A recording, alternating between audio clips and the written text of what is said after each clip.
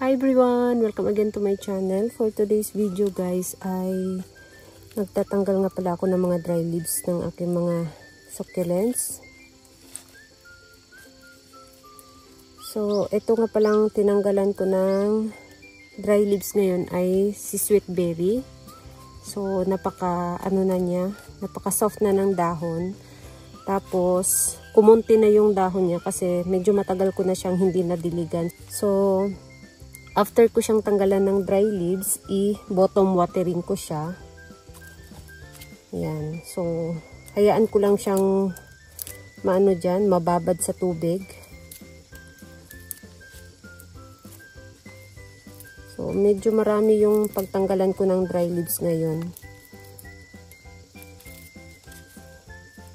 So, ito nga pala sila, tinanim ko nung bandang spring dito sa pot na to. Spring ko sila tinanim, kaya hindi ko na sila palitan ng bagong lupa. Tinanggalan ko lang ng mga dry leaves ngayon. So, kung palitan ko sila ng bagong lupa, mga next year pa. Siguro magabandang April or May. Ayan. So, sa ngayon, hindi ko muna sila i-replant or palitan ng bagong lupa. Kasi medyo bago pa naman yung lupa nila. Hindi pa umabot ng ng isang taon. Yan, medyo marami talaga yung dry leaves niya.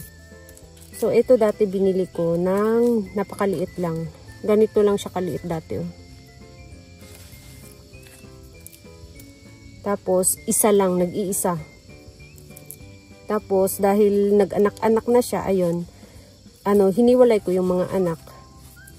Katulad nito, ayan, nag-anak-anak na siya. So, hiniwalay ko yung mga anak, kaya, ayun, dumami. So, ayan, oh, basang-basa na yung oh. Ayan, basa na. So, mas maganda na ganito kasi hindi ko na kailangang tanggalan ng tubig dito sa ibabaw ng rosette. Yan. So, mas maganda i-bottom watering. Pero, medyo medyo matagal. Kailangan mo talaga ng, maraming oras. Kasi isa-isahin mo lahat yung mga halaman mo. Hindi katulad ng, magdilig lang ng, ba yun? Diligan mo lang sa yung diretso na. Hindi ka na mag-aantay ng matagal. Yan. So, ito nga pala siya si Christmas Eve.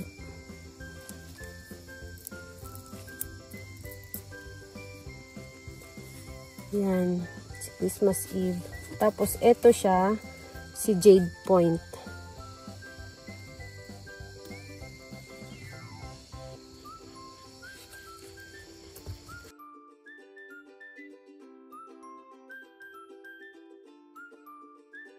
So, ito naman si Colorata na parang si Peach Boy na parang si Chihuahuensis.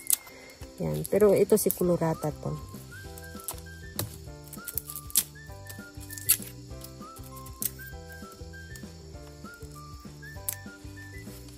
Yan.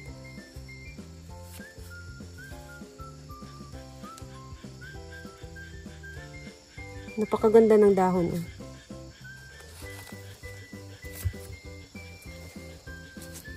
Tapos, ito is no name. Yan. Pero maganda yung dahon niya. Oh. Chubby-chubby na matulis.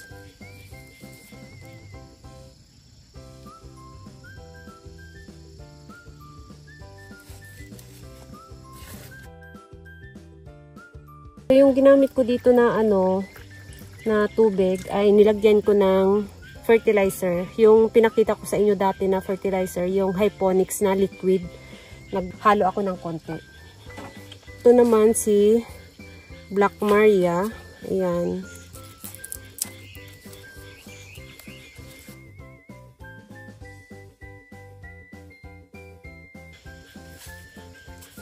Tapos, ito naman siya, si Flower Blanc.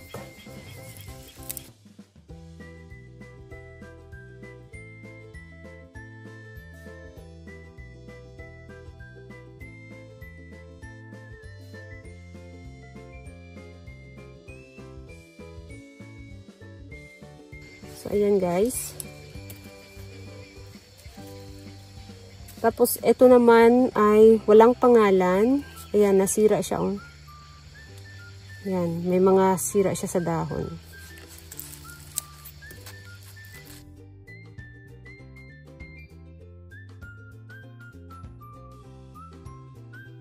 So, ito naman si, sino nga to? Nakalimutan ko yung pangalan. Si Porposorum. Ayan. Dati mayroon akong malaki, napakalaking Porposorum, pero nasira. Ayan. So, gusto kong magpalaki ulit ng Porposorum. Ayan, may ano siya sa dahon, oh. May sira siya dito.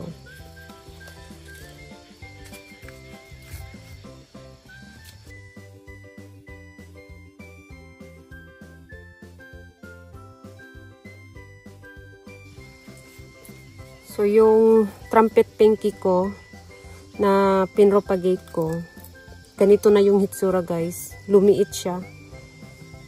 So, malaki na sana to, kaya lang, ayun nga, nasira.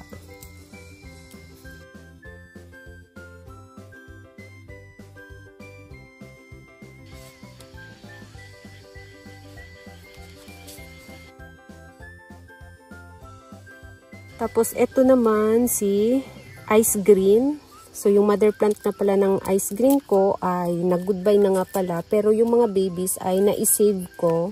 So, ngayon ginagawa kong propagation yung mga babies. Pero yung mother plant ay wala na. Natuluyan na talaga yung mother plant. Nasira siya.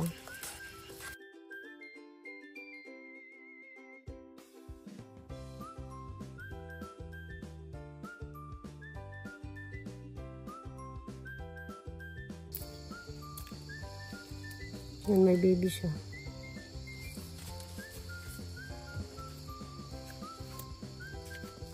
At ito naman si Moonstone. Ayan. Lumaki na siya. Ang liit nito dati nung nilagay ko sa pot na to. Ayan, lumaki na siya.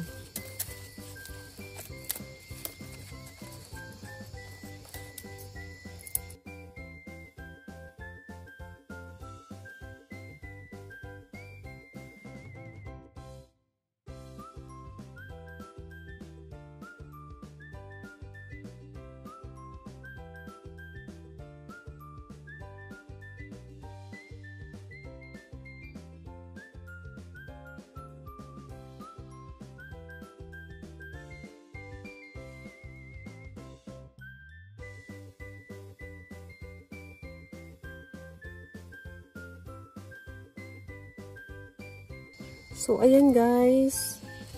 Natapos ko na yung lahat ng moonstone.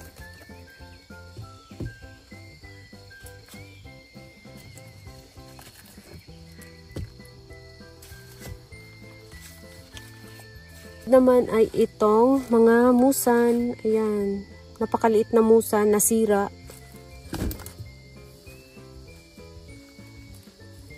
Ayan.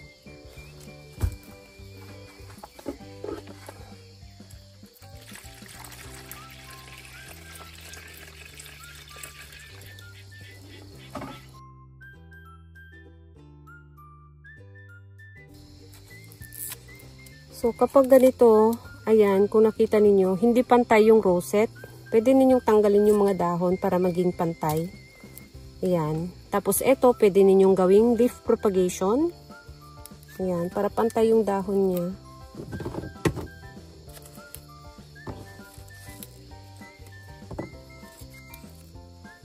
Ayan. So, ayan guys. Okay lang to. Lalaki yan ulit guys. Tapos, ito naman, si Mexican Tears. Ayan. So, lumabas na yung mga ano niya, mga bump niya. Dati kasi wala siyang bump.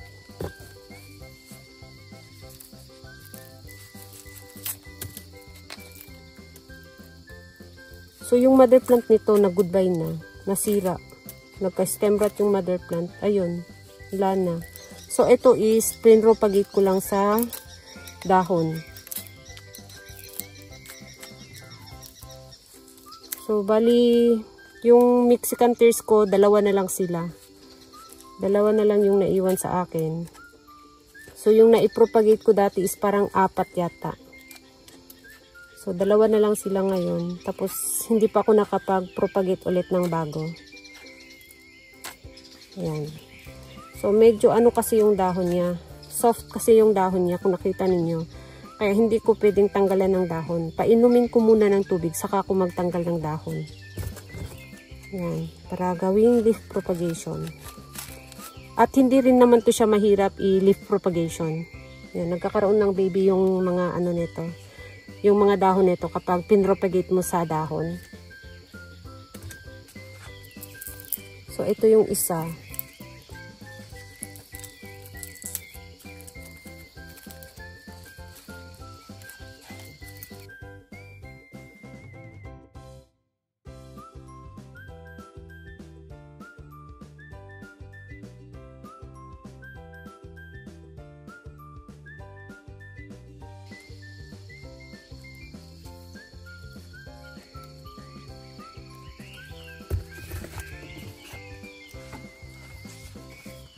Tapos, ito naman, mga Ronyoni Eye. So, ito, hindi ko palakihin. Gusto kong, ano lang siya, maliit lang siya. Yung cutie. Yan. Yung katulad dati sa, ginawa ko sa ano, sa arrangement ko na hinayaan ko lang siya. Tapos, lumiit siya ng lumiit.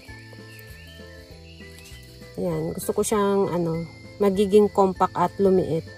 Kasi mas cute siya tingnan. Yan. At makulay siya kapag ano, na-stress. Kapag sobrang laki kasi na ano, Ronyoni Eye, mahirap siyang pakulayin. Mahirap siyang magiging ano ba yun? Yung pinky-pinky ba? Mahirap siyang pakulayin kapag sobrang laki. So, mas mabilis siyang pakulayin kapag maliit lang siya at hindi siya niripat ng niripat. Tapos, ito is no name.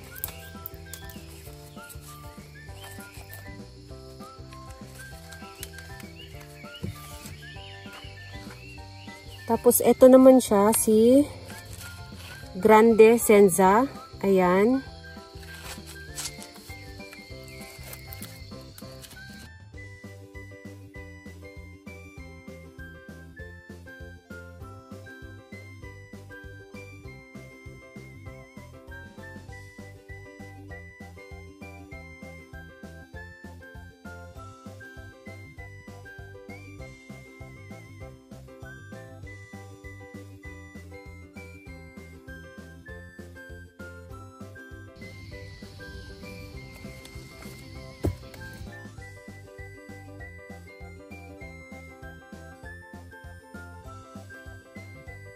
So, ayan guys, tapos ko nang matanggalan ng mga dry leaves.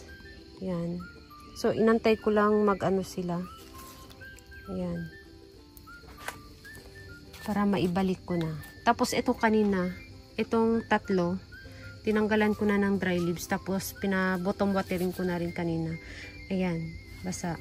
So, si ano nga pala to siya? Si Revolution. Or si Pinwheel. Ayan. Tapos, eto siya, si Blanco.